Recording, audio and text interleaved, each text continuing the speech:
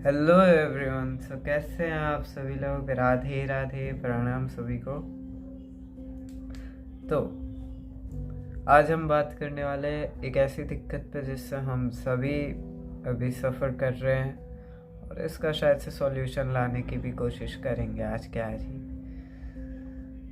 तो जो new generation है आफ्टर 2000s,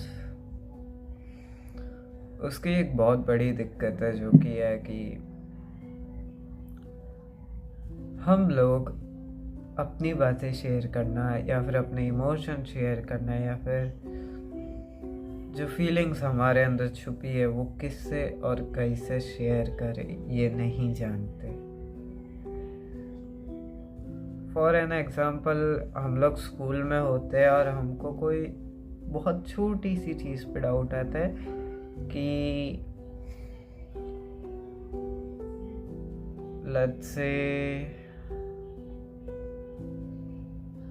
प्लांट के जो ज़मीन के अंदर भाग होता है जिसको हम जड़ कहते हैं, उसको इंग्लिश में क्या कहते हैं? एक क्वेश्चन ऐसा।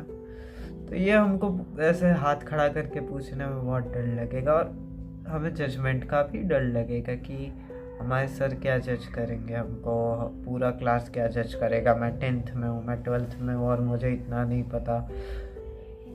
10 तरीके के थॉट्स हम पहले ही बना लेते हैं और फिर हमारे पास से वो टाइम ही चला जाता है, क्योंकि जो क्वेश्चन पूछने का टाइम होता है वो ख़त्म हो जाता है और रिसेस की बेल बज जाती है।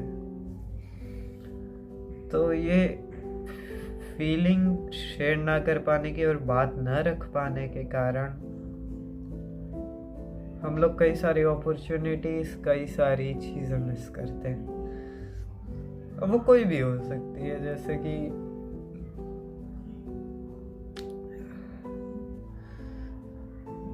सबसे पहला तो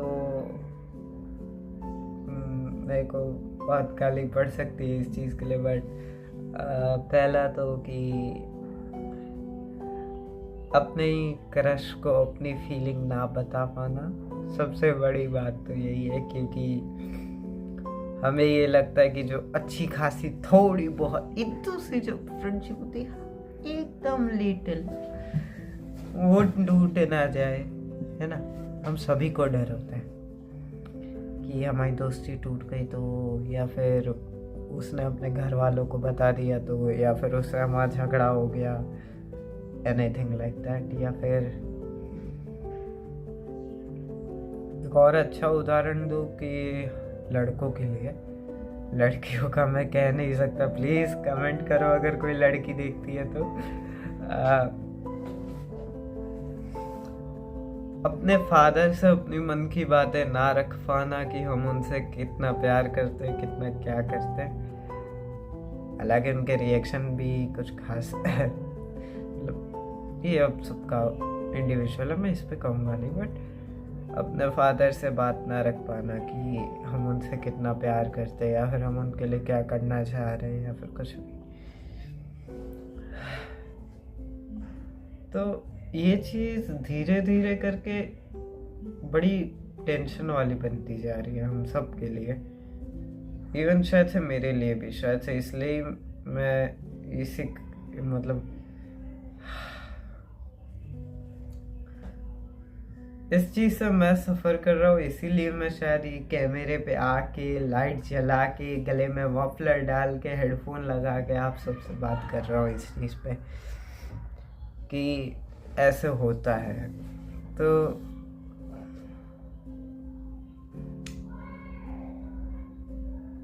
क्या है ये चीज़, हम किस चीज़ से सफ़र कर रहे हैं, ये क्या है क्या नहीं। होता ये है कि हमारे मन में कई सारी फीलिंग्स आती है, एक दिन में कई सारे भाव आते हैं, जो कई सारे ख्यालात आते हैं, कुछ किसी किसी व्यक्ति से कहने का मन करता है, पर जब हम उन फीलिंग्स को एक्सप्रेस नहीं कर पाते या फिर बोल नहीं पाते या फिर अपनी बातों को जिससे कहना चाहते उससे नहीं कह पाते, तो फिर वो धीरे धीरे करके क्लटर अप होने लगती है।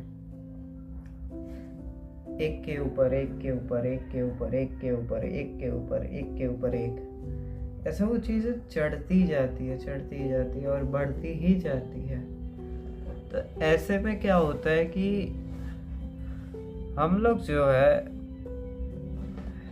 हमारे साथ ये होता है कि वो एक दिन इतनी बढ़ जाती है कि हम ओवर थिंकिंग, डिप्रेशन और हर एक चीज़ का वो वही सोचने लगते हैं कि अगर ये कह दिया और ये हो गया तो, वो कह दिया वो हो गया तो, मेरी तो ये फीलिंग कहनी ही रह गई उससे, मैं उससे कैसे बताऊँ, या फिर टाइम ही हाथ से निकल गया, वो व्यक्ति हमसे दूर हो गया। और हम मन में फिर रोते रहते हैं कि वो व्यक्ति हमसे दूर हो गया है, मुझे उसकी याद आ रही है, काश मैं उसको ये कह देता, काश मैं उससे अपने दिल की बात बोल देता, काश मैं उसके लिए एक गाना जो मैंने बहुत मुश्किल से प्रिपेयर किया था उसको गा देता, या फिर कुछ छोटी सी चीज़ जो मैंने बनाई काश मैं उनको दे देता। तो ये हम सभी के दिमाग में आता है कि कैसे है, क्या नहीं, बहुत ओवरथिंक होता है इस चीज़ पे।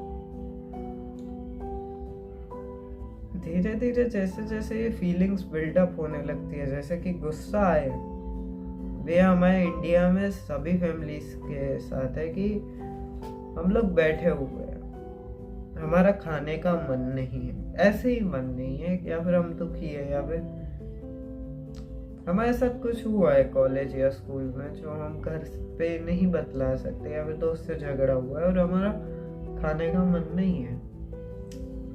हम घर पे बोलते हैं हमें नहीं खाना है, तो क्यों नहीं खाना, तबीयत खराब है, ये वो, ऐसा अनाज का अपमान नहीं करते, भले ही हम कहते हैं हम थोड़ी देर बाद, 1-2 घंटे बाद खा लेंगे, नहीं, साथ में ही बैठो। और इस चीज पे फिर हमें आने लगता है गुस्सा, और फिर हम उस गुस्से का एक्सप्रेस नहीं करते, क्यों? क्योंकि हमारे पेरेंट्स बुरा मान जाएंगे, या फिर हमारे पेरेंट्स समझेंगे नहीं, या फिर हमको 10 गाली और पड़ जाएगी, या फिर झगड़ा बढ़ जाएगा। ठीक है, तो इसलिए हम लोग ये बात कहते नहीं है, सॉरी, और हम चुपचाप खा लेते हैं। बट वो खाते खाते दिमाग में वही थॉट चल रहा होता है कि मुझे नहीं खाना था फिर भी खाना पड़ रहा है, नहीं करना था ये, घर वालों का क्या करूँ, घर वालों से तंग आ गया हूँ मैं, एंड ऑल द स्टफ। तो ये जब होता है तब हमारी मेंटल हेल्थ की ऐसी की तैसी हो जाती है पूरी तरह से। यही कारण है कि कई बार हम लोग 10-10, 12-12 घंटे सो जाते हैं, फिर उठते हैं, तब भी हमको लगता है यार हम तो सोए ही नहीं, और थका थका लग रहा है। थकान का नाम लिया उबासी आ रही तो वो इसी कारण से हमको लगता है कि हम थके क्योंकि हमारा दिमाग सबकॉन्शियसली वो चीज़ों पे सोचते रहता है, या फिर वो जो नेगेटिव इमोशंस थे, वो बातें थी कि घर में झगड़ा हुआ था, ये हुआ था, वो हुआ था, वो क्लटर अप करके सर पे चढ़ती ही रहती है, और उस पर हम सोचते ही रहते हैं, और धीरे धीरे करके ये चीज़ हमारे मेंटल हेल्थ को खराब से बदतर कर देती है। ऐसे ही वो बदतर हो रखी होगी 10 चीज़ों के कारण, उसके ऊपर से ऐसे बोनस पॉइंट्स आ जाते, तो फिर हमें मेंटल हेल्थ डाउन पे डाउन गिरते जाती है। इसका असर हमारी physical health, mental health, skin health, बालों की हेल्थ, हर जगह पड़ता है। किसी भी टेंशन लेने वाले व्यक्ति को दिखा दो, उसका सर आधा गंजा मिलेगा, यार उसके बाल बहुत झड़ते होंगे, हेयर डेंसिटी अच्छी होगी इसलिए पता नहीं चलता होगा, और स्किन में इश्यूज होंगे, ऐसा ही कुछ। और फिर इसी स्ट्रेस के कारण हम लोग कई सारी बुरी आदतें जो है, जो हम सोचते हैं कि ये करने से अच्छा लगता है, मतलब हमको वो पीस इन्वायरमेंट नहीं मिलता, फिर हम ऐसे प्लेजर्स ढूंढते हैं जो हमको पार्ट टाइम थोड़ी सी देर की पीस दे रहे, तो हम उन चीज़ों से फिर एडिक्ट बन जाते हैं। जैसे कि एक है, बट मैं वो बोलूँगा नहीं, बट है, आप समझ जाइए। मैं उस चीज़ पे यूट्यूब पे बात नहीं करना चाहूँगा, अनलेस मेरे को कमेंट्स में भर भर के आप लोग लिखो कि उस टॉपिक पे वीडियो बनाओ। लेट्स से दारू हो गया, या फिर टीनेज में हो तो सिगरेट के अलावा फिर कोई सोडा, कोई एनर्जी ड्रिंक्स, कैफीन, देन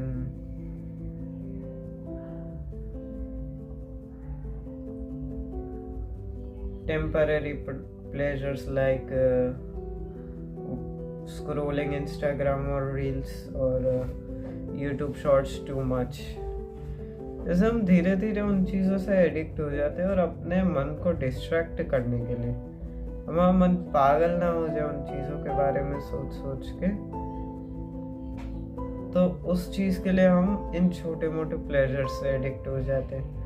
और फिर एक तो ये एडिक्शन, दूसरा फिर अपने सर पे जो टेंशन है या फिर जिन इमोशंस के तले हम लोग दबे हुए, वो चीज़, जब ये दो चीज का मिक्सचर होता है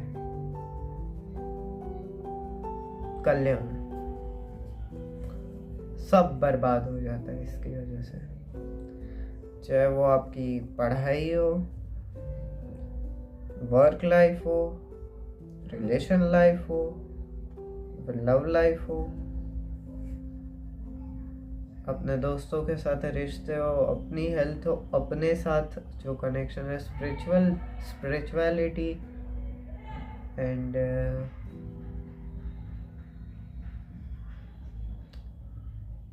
अपने जो भी काम करते हो, सब बर्बाद हो जाते हैं। आपके मन की खुशी बर्बाद हो जाती है पूरी तरह से। आपकी एक्साइटमेंट, आपको मिलने वाली खुशी जो छोटी छोटी चीज़ों में मिलती थी, बंद हो जाती है। आप जिंदा रहते हो, हंसते हो, खेलते हो, नाचते हो, गाते हो, सब करते हो एकदम नॉर्मली, बट वो आप अपने मन से नहीं कर रहे, अपने दिल से नहीं कर रहे, वो आप दुखी दुखी होके कर रहे हो। और ये चीज़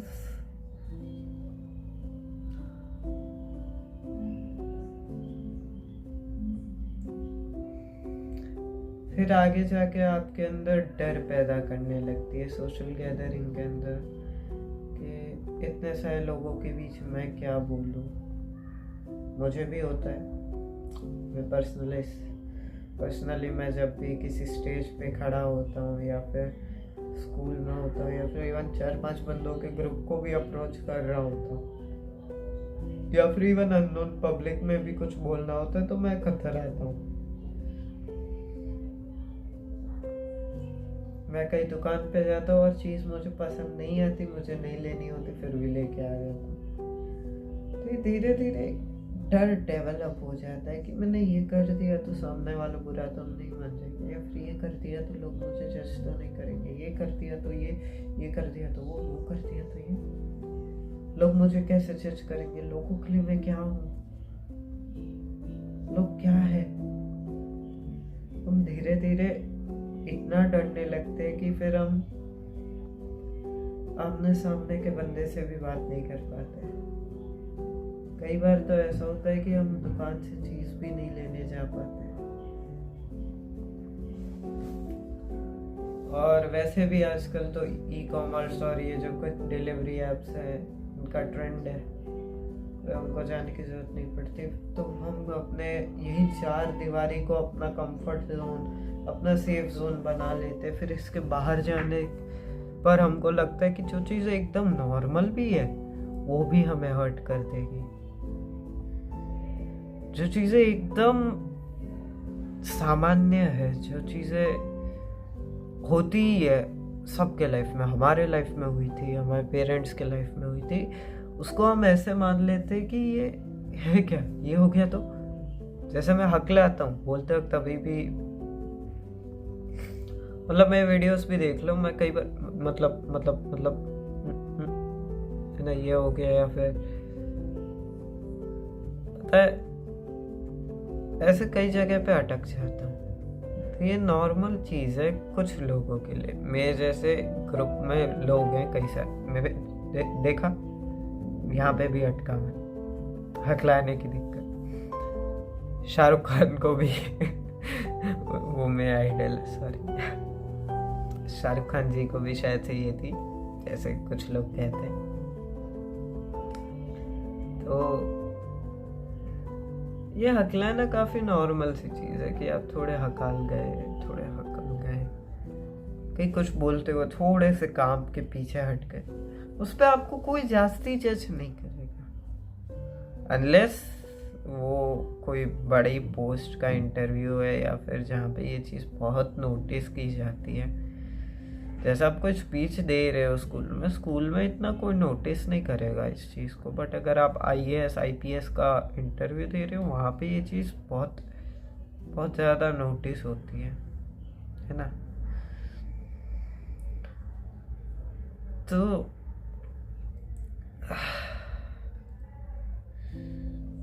यही चीज़ दिक्कत करती है फिर कि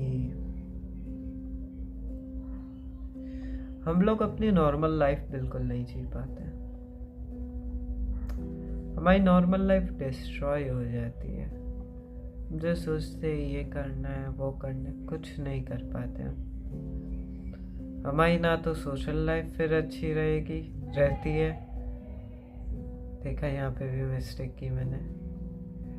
हमारी ना तो फिर सोशल लाइफ अच्छी रह पाती है, पर्सनल लाइफ भी अच्छी नहीं रहती, रिलेशन वाली लाइफ भी नहीं रहती, और इन शॉर्ट हम 4 दीवारी में बंद एक व्यक्ति होते हैं जो बस जी रहा है, खा रहा है, नहा रहा है, अपना डेली का रूटीन जो होता है वो कर रहा है, एंड रिपीट। हम लोग लाइफ को बिल्कुल एंजॉय ही नहीं कर पाते हैं, चाहे वो दोस्तों के साथ बात करके हो, चाहे कुछ भी करके हो। हम न्यू एक्सपीरियंसेस नहीं ले पाते, जैसे कि स्कूल में स्पीच देने चले गए, या फिर कोई फन एक्टिविटीज़ चल रही है उसमें घुस गए, या फिर कहीं पे कॉमेडी कर दी, या फिर पूरी क्लास के बीच में खुद की बेइज्जती मार दी, या फिर कुछ बोल दिया और उसमें आपकी बेइज्जती हो गई और उससे आप रूठ के डर के 4 दीवारी में बंद हो गए। ये होने लगता है फिर एक टाइम के बाद। मेरे साथ भी पर्सनली हुआ है ये कि मुझे स्कूल में किसी चीज़ के लिए कुछ बोल दिया गया था, या फिर मुझे कोई चीज़ नहीं आई थी, तो मैंने लगभग 2-3 महीने तक मैं फिर स्कूल नहीं जा पाया था, क्योंकि मैं उसी चीज़ को लेके अपने ही रूम में सोचते रहता था, रोते रहता था।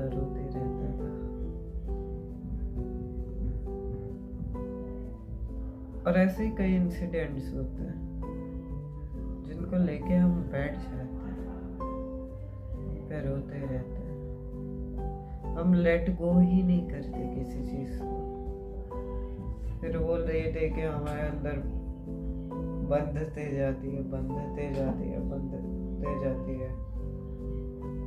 इधर से ये चीज़ बंद गई, इधर से वो चीज़ बंद गई, इधर से वो, और इन दी एंड हम इस बोझे के तले इतने दब जाते जितना मैं पीछे गया था अभी, और फिर इन दी एंड धड़ेम करके समंदर में गिर पड़ते हैं हम। तो ये चीज हमारे साथ ना हो, इसके लिए क्या करें? तो पहला तो सोशलाइज करो, थोड़ा थोड़ा ही सही, बट करना शुरू करो। दूसरा, अपनी फीलिंग्स को जितना एक्सप्रेस कर सकते हो करो। इवन एक कैमरा ले लो, कैमरे के आगे मेरी तरह बकवास करके उसको डिलीट मार दो, कोई सुनने वाला नहीं है, कोई फ्रेंड नहीं है, दैट इज ओके।